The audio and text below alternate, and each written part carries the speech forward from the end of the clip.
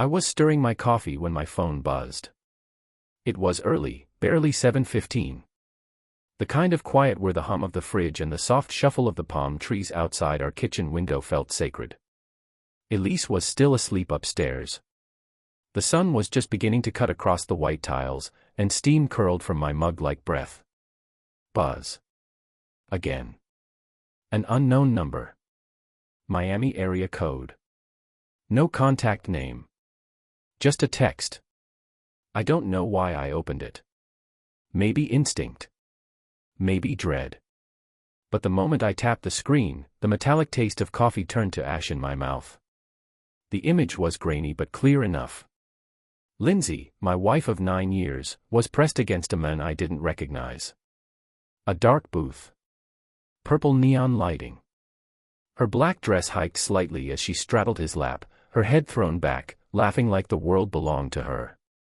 His hand, tattooed, veined, gripped her hip. Behind them, barely legible, a glowing sign read Eden Lounge. I stared at the photo. Then I stared through it.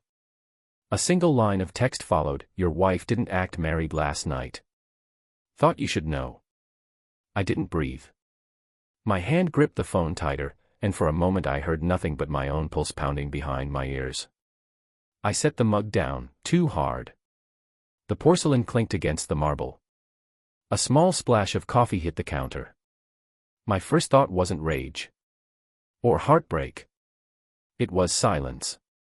A hollow ring in my chest that swallowed every sound around me. It was the absurd clarity of noticing things I shouldn't care about in that moment, how the light hit the cabinet handle. How a crumb from yesterday's toast still clung to the corner of the table. I looked at the photo again. The timestamp read 2:43 a.m. Lindsay had told me it was a low-key night at her friend Kendra's bachelorette party. Dinner. Maybe dancing. She kissed my cheek before she left around 7. I remember how her perfume clung to my shirt for hours afterward, jasmine and vanilla, the same scent she wore on our wedding night. I picked up the phone and enlarged the photo. Her smile was real. That soft, half-drunk tilt of her chin, the glow in her eyes, it wasn't forced.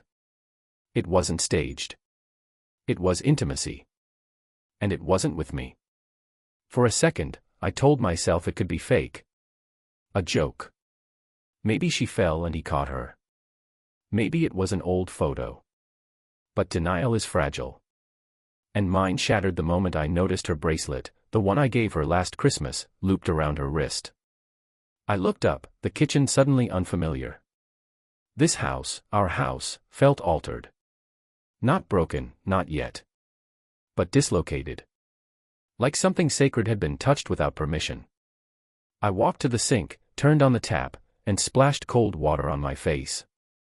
The shock of it grounded me, pulled me back from the trembling edges of panic. I stared into the window above the sink and caught my reflection, tired eyes, clenched jaw, the faint shadow of a man who hadn't seen this coming. Except maybe I had. There'd been signs. Subtle, like creaks in old floorboards you ignore until they splinter.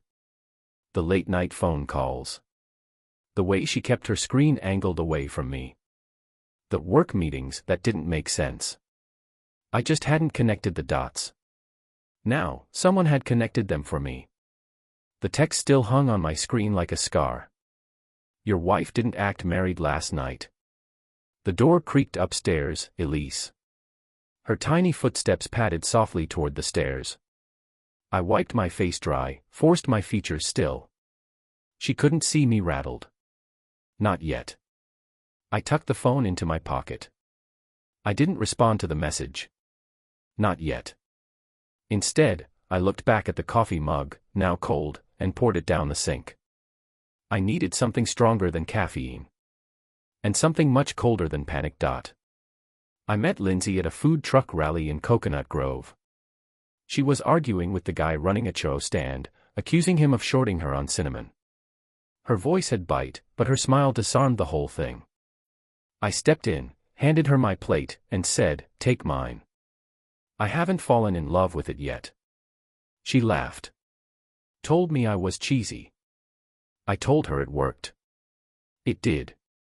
3 months later, she moved into my condo. A year after that, we bought a small 2-bedroom in Coral Terrace, with a creaky porch and yellow shutters. The kind of place that felt like a promise. We built a life, slowly, stubbornly. Mismatched furniture. Grocery lists scrawled on receipts. Sunday morning pancakes in pajamas. She danced in the kitchen barefoot. I liked to paint rooms we didn't need painted, just to see the light hit the walls differently. She'd tease me for obsessing over brush strokes. Then Elise came. 3 weeks early, full of lungs and wonder. Everything shifted. We were parents now. Sleep-deprived, unshowered, proud. I remember watching Lindsay rock her in the nursery, her voice humming softly over the sound of the rain. I thought, this is it. This is my home. But home has a strange way of warping when you stop noticing the cracks. The first signs were too small to register. At least, that's what I told myself. She started working out more. Said she needed energy. New leggings. New sports bras. I noticed she smiled at her phone more than she smiled at me. I chalked it up to stress. Motherhood. Fatigue. Then came the bachelorette trip planning. It's just one night, she said, wrapping a towel around her hair. Kendra rented a limo. It's silly. I almost don't want to go. I wanted to believe her. So I did. But when she returned the next morning, something felt off. She didn't bring back any stories. No funny drunk videos. Just a headache and a vague, we mostly just danced and crashed at the hotel. I remembered thinking, that's not Lindsay. The day after the unknown text, I started pulling threads. First, I logged into our shared bank account. She didn't know I still had access, I'd set it up years ago for house bills. Most of her recent charges were normal. Groceries. Gas. But 2 entries stood out. Both from Eden Lounge. One for drinks. One for VIP service. Both timestamps matched the photo. Next, I checked her Instagram. No posts from the party. Not even a story. That wasn't like her. Lindsay loved tagging everyone, even when they didn't want to be. Curious, I searched Eden Lounge Miami on social media. It didn't take long to find him. Rick. He was tagged in dozens of photos, behind the bar, dancing with customers, flashing that easy smile. One post had Lindsay in the background, blurred but unmistakable, same dress, same hair, same bracelet I gave her last Christmas. Still, I told myself, you don't have all the facts. So I started gathering them. Quietly. I checked the cloud backup from her phone, set up years ago when Elise was born. Photos synced without her knowing. And there, tucked between random screenshots and dog filter selfies, was a burst of images from the strip club, purple lighting, bottles of champagne, a group of women laughing. And one shot, taken by someone else, Lindsay with Rick, his arm around her waist. The expression on her face wasn't drunk, it was familiar. Soft. Private. I didn't confront her. Not yet. Instead, I started talking to people. I called Jamie, her cousin. We weren't especially close, but she had been at the party. Did you have fun last weekend? I asked, casually. A pause. Yeah, it was wild. Lindsay was the life of the party. She get home okay? Yeah. She left kind of early, I think. Around 2. But the charge on our card was at 2:43. And the message from the unknown number had said, last night. Which meant, she hadn't gone back to the hotel when she said she had. Next, I reached out to Chris, my closest friend. I didn't show him the photo. Just told him something felt off. You're not crazy, he said. Honestly, I've noticed she's been a little distant. She asked if I thought you'd ever cheat. Thought it was a weird question at the time. That hit me like a brick. Not because of what she asked, because it confirmed she'd been thinking about betrayal long before she committed it. I started writing everything down. Time stamps. Transactions. Screenshots.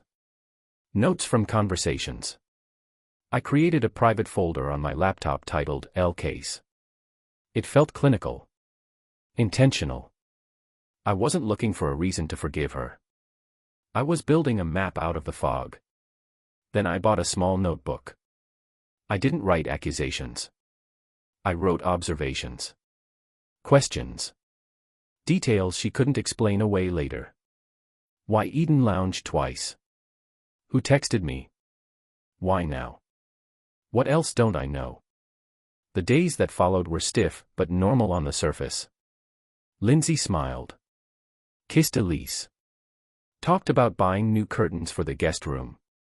I watched her move through our house like it hadn't already started crumbling beneath her.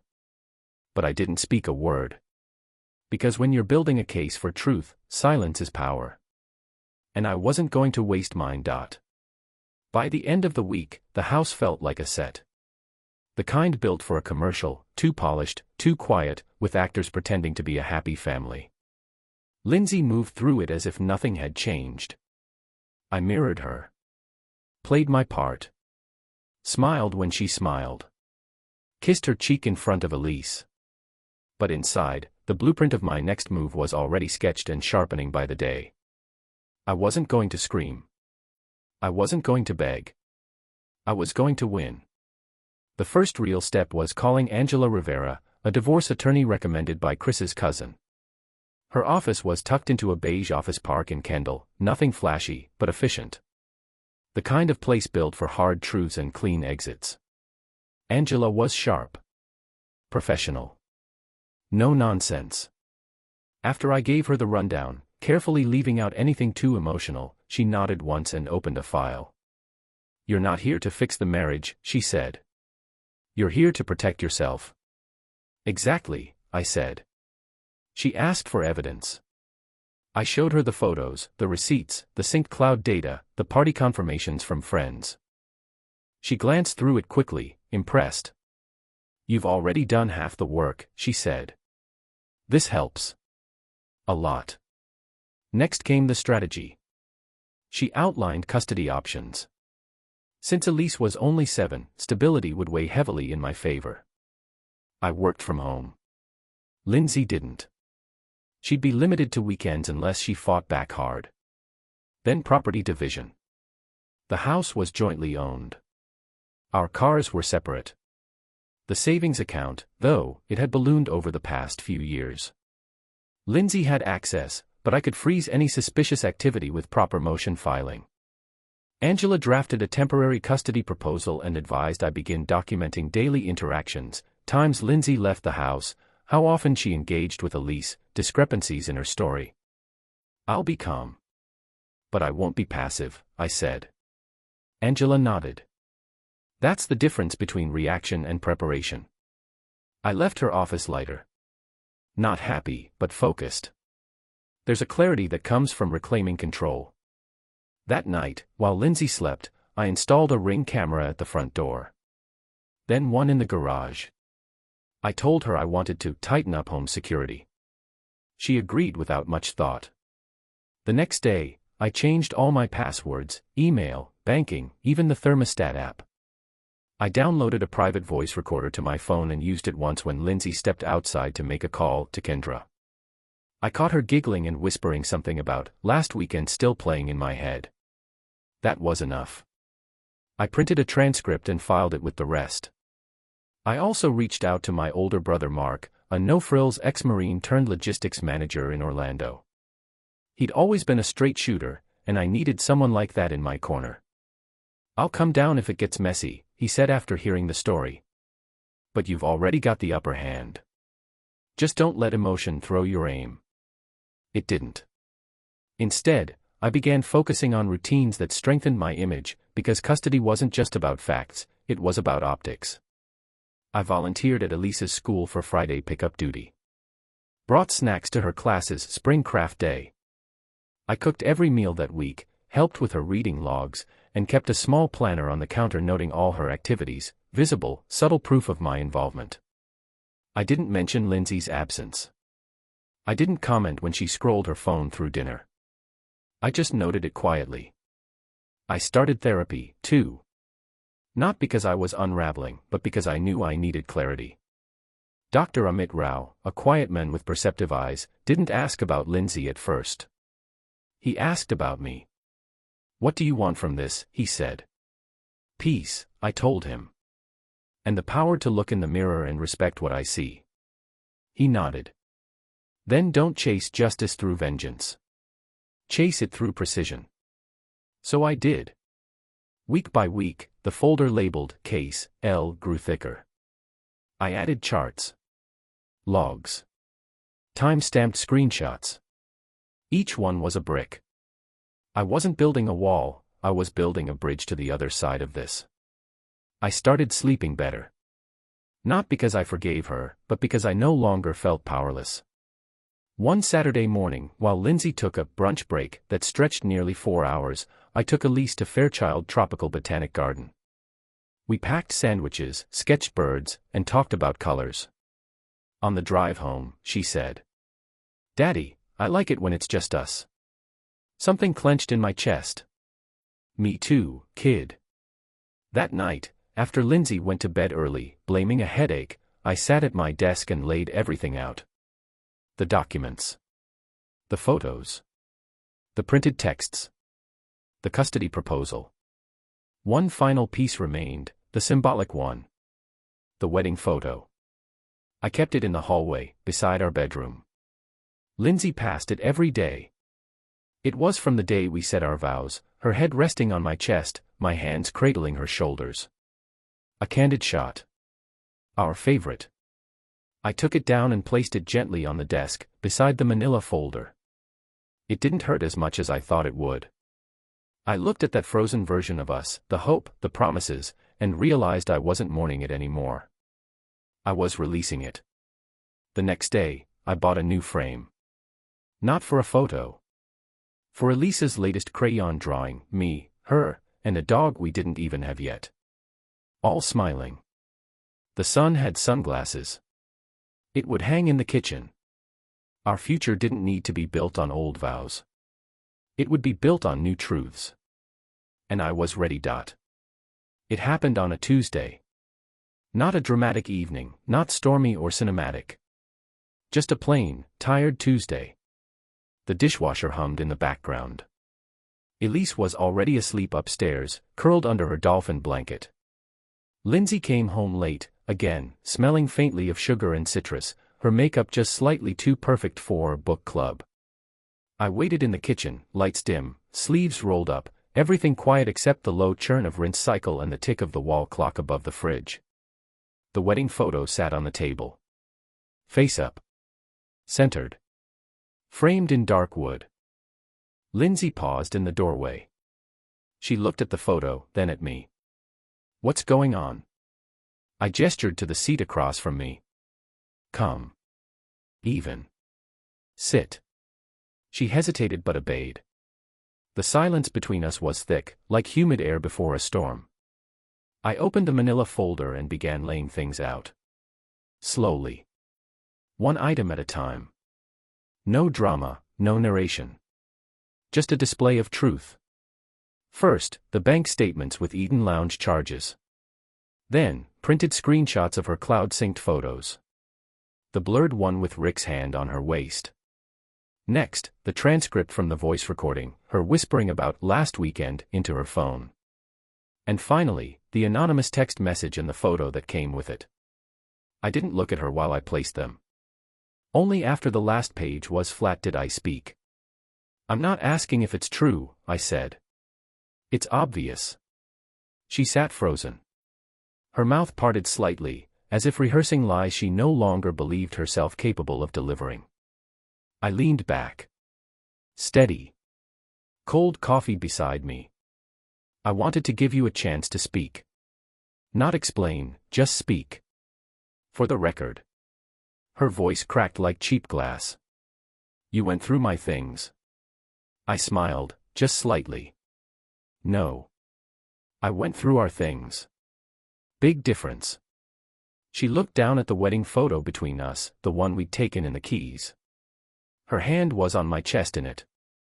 There was something symbolic about it now, how the image of touch was frozen, but the feeling had long gone. You weren't paying attention, she said finally. I felt invisible. And so you found someone who made you feel seen. I know the script. No, she whispered. It wasn't just that. Stop. My voice was quiet but firm. Don't try to sell me a love story. Not here. She swallowed. Tears shimmered at the corners of her eyes. But I didn't flinch. Not once. You cheated, I said plainly. More than once. You lied. You exposed our daughter to a double life. It wasn't about Elise, she said quickly, like that made it better. That's the part you still don't understand, I replied. It's always about Elise. I pulled out the custody proposal and placed it beside the evidence. Her eyes widened, the last vestige of denial cracking under pressure. I've already consulted with Angela Rivera. You'll have weekends and alternating holidays. I'm not fighting you for money. But I am fighting for my daughter. Her mouth opened, then closed. No words came. We built a life. And you burned it in neon lighting, I said. A beat passed. Then I reached for the wedding photo. Turned it slowly until the glass faced her, not me.